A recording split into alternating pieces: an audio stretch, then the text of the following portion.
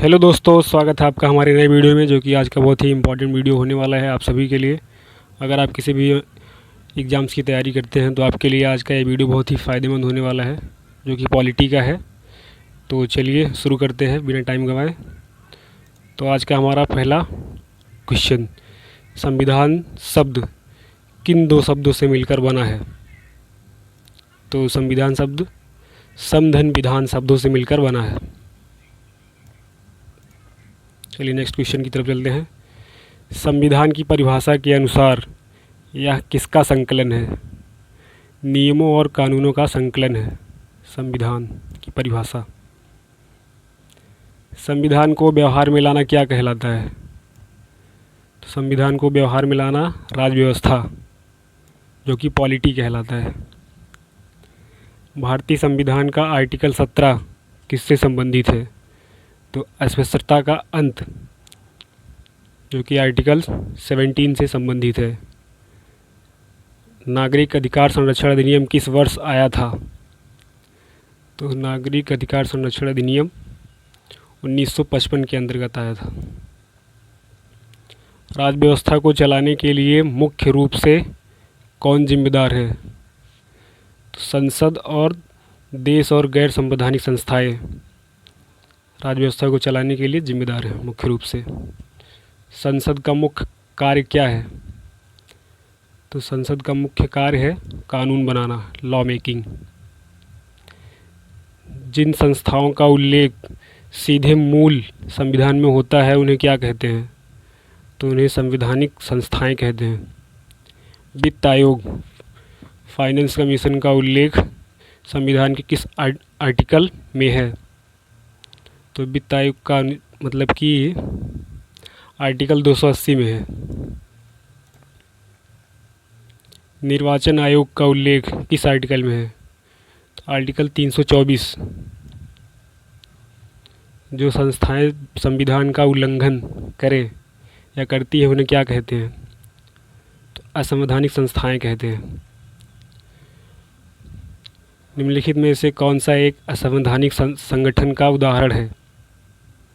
तो आतंकवादी संगठन असंवैधानिक संगठन का उदाहरण है। माओवादी संगठन किस प्रकार की संस्था या संगठन के अंतर्गत आता है? तो असंवैधानिक संस्था के अंतर्गत आता है। पश्चिम बंगाल, वेस्ट बंगाल में नक्सलवादी संगठन की शुरुआत किस वर्ष हुई थी? 1967 के अंतर्गत हुई थी। नक्सलवाद को रोकने के लिए कौन सा कानून एक्ट बनाया गया था? तो यूएपीए एक्ट आया था 1967 में नक्सलवाद को रोकने के लिए। यूएपीए का पूर्ण रूप क्या है? तो इसका पूर्ण रूप है unlawful activities prevention act. UAPA 1967 को हिंदी में क्या कहते हैं?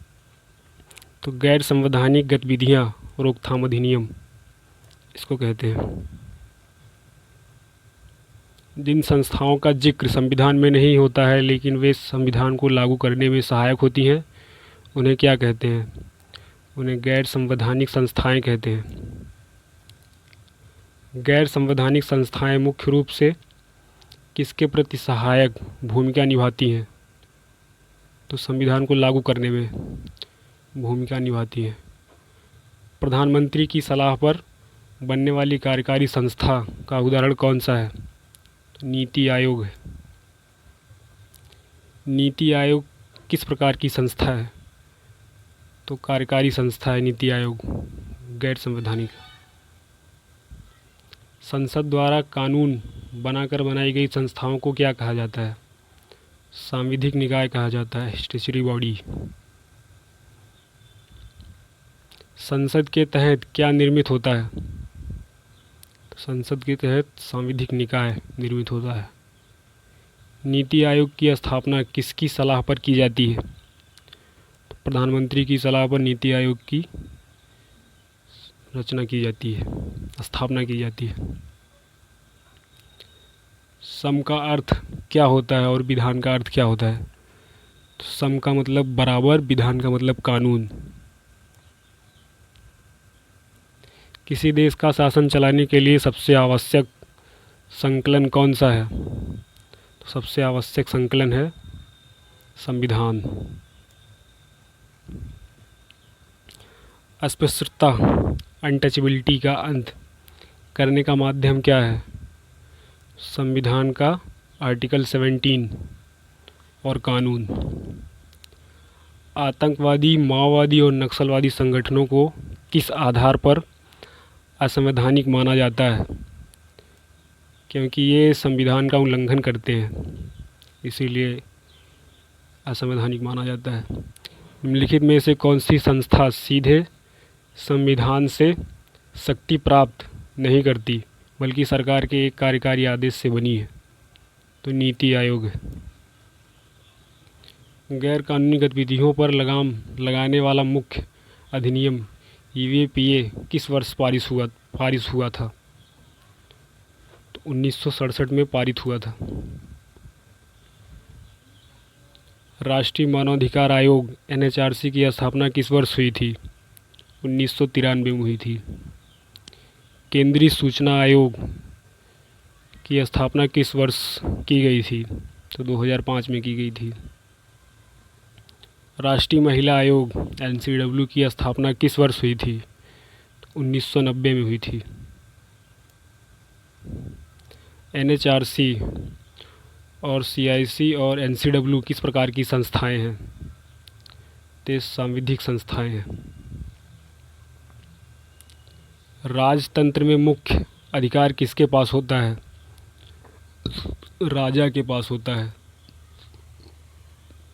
लोकतंत्र में प्रतिनिधि किसके द्वारा चुने जाते हैं?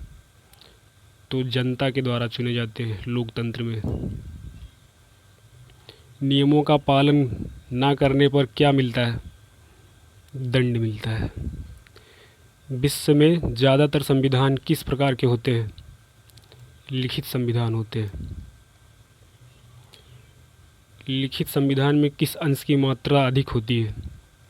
तो लिखित अंश की मात्रा अधिक होती है।